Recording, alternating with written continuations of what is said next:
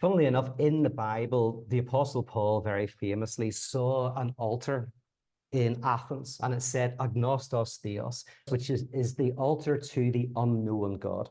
And Paul famously said, you have an altar to the unknown God. I will make this God known today. So that's the famous Pauline sermon. But if you do a literal reading of Agnostos Theos, if you're like an analyst who doesn't listen to what you mean, but listens to what you say, you could say that Agnostos Theos can be interpreted as the unknowing God.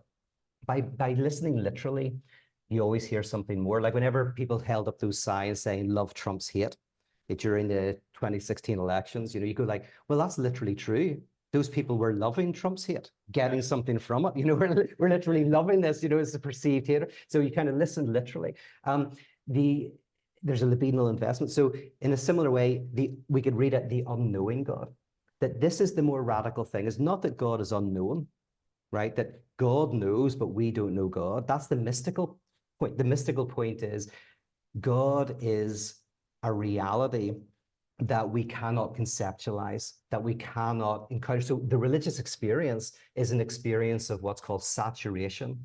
It's an experience in which you're short-circuited by an overwhelming presence, right? With the unknowing God, you enter into the idea not that God is a substantive reality that we are separated from, but that the vision is in substantive reality itself. So in radical theology, it's not about belief in God, it's about belief in the death of God.